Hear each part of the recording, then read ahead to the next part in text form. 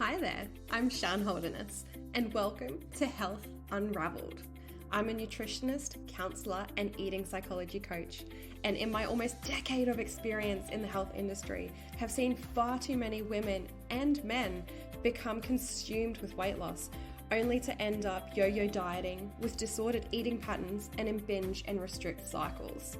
This just breaks my heart, so I'm here to unravel everything you thought you knew about health and yourself, to help you start putting the pieces of the puzzle together and begin the process of aligning your mind, body, and soul, creating a happier, healthier you.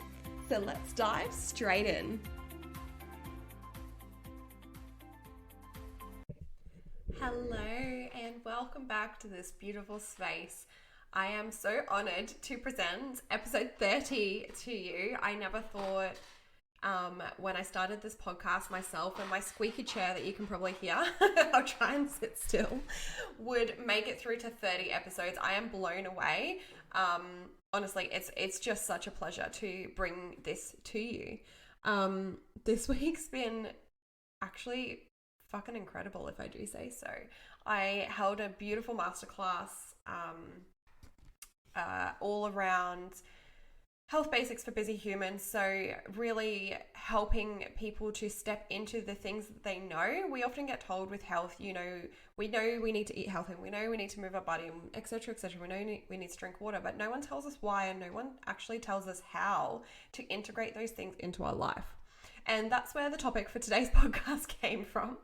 But I am super excited because I've had some beautiful humans jump into the Health Basics for Busy Humans 6-week program. And this is literally a cultivation of my life's work. Doors actually close very, very soon. So if you are interested, I will link that in the show notes. But Health Basics for Busy Humans is essentially everything that I have gone through in my experience put into a beautiful little 6-week package. I share there how to really stop pouring from an empty cup. I think as humans, we tend to wear too many hats at a time. We put so much pressure on ourselves and we put everything else before ourselves. And so much of that comes down to the way we think and believe about ourselves, a lack of self-worth, a lack of self-importance. And through Health Basics for Busy Humans, not only do we go through the actual habits and provide accountability around incorporating those into your life, but we also actually go through the limiting beliefs that are stopping you from doing these things that you know are so important for you to do, that give you more money, more time, and more energy, and more you. Because who are you in your life if you're not yourself? So that leads me into today's topic, which is what to do when exercise feels like a chore, because this was a conversation I've had many, many times over the years. So I really wanted to provide some insight on what to do when that's the case. Now, I have a beautiful card, which is really, you'll kind of laugh when you listen to this. The universe couldn't work in more mysterious ways. But the card I pulled is called Take a Break. And it says, wait for it, a life's work, not a season. Get off the treadmill. As if, I can't even. Wow.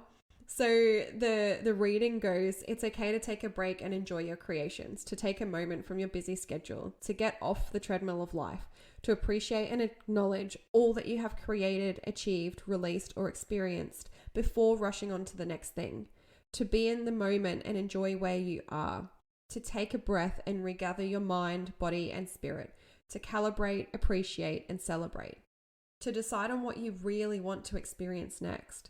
If you take a moment, you're not going to miss out. Perhaps you've just completed a big project, manifested something significant in your life, released an old way of being, or have just been burning the candle at both ends. Now is the time to take some time out before rushing on to the next thing.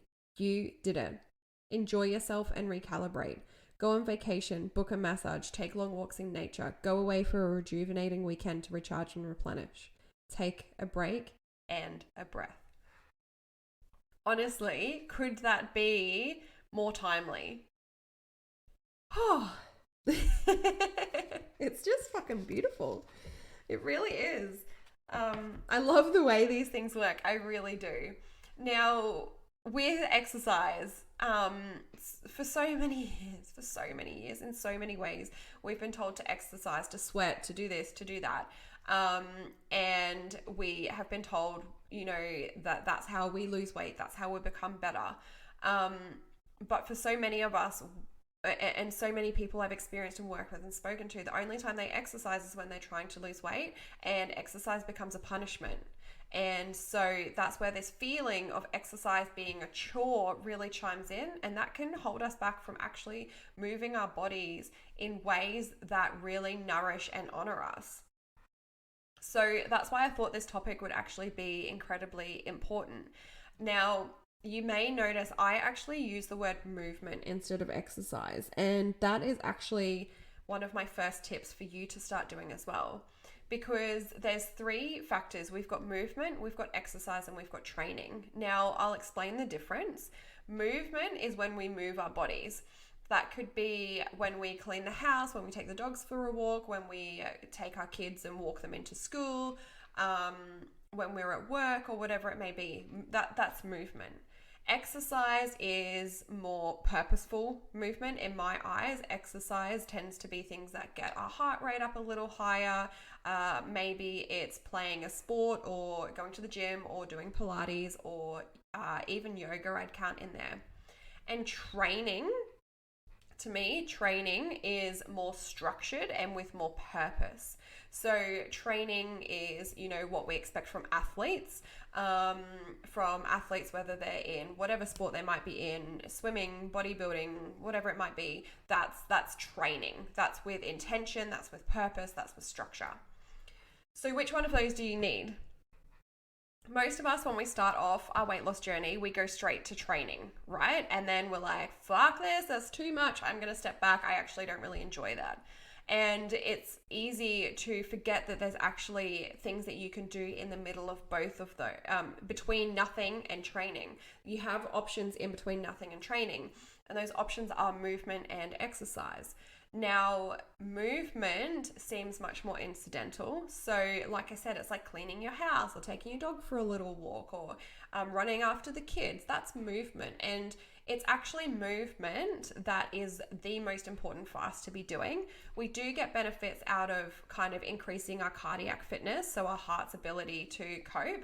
And we do get benefits from building muscle, yes.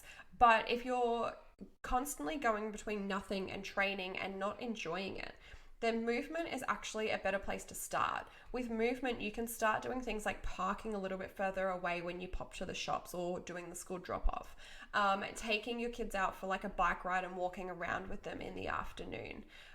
That's one of my favorite things to do.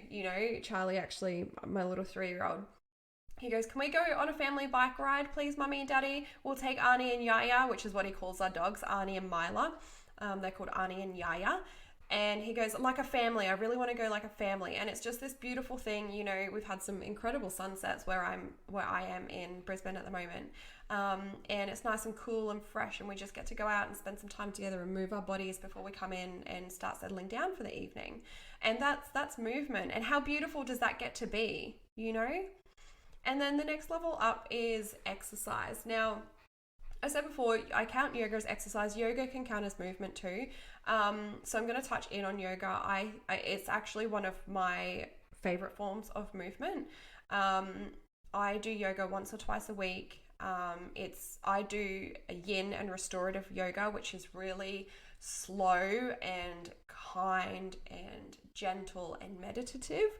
You can go all the way up to like more power yoga, where you are actually getting your heart rate up a little bit more.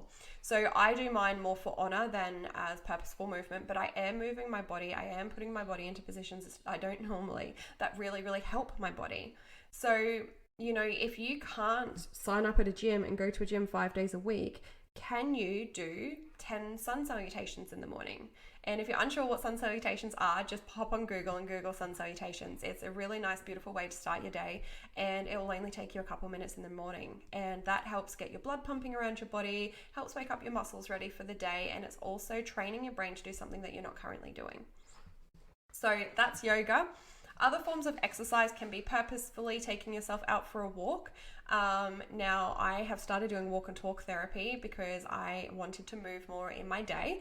And so I was like, I'm going to do 2 birds with 1 stone. And so walk and talk therapy was my way around that. So I get more exercise and movement in my week. So walk and talk therapy is fantastic. I absolutely love it. It's the best thing I've done in my business.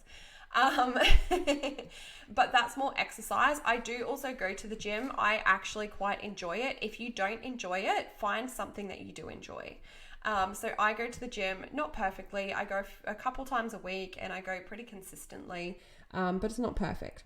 Now, when it comes to training, I'm not going to touch into that because I think I explained that pretty well before. Training's a whole nother level, and I don't think training is actually necessary to live a generally healthy lifestyle.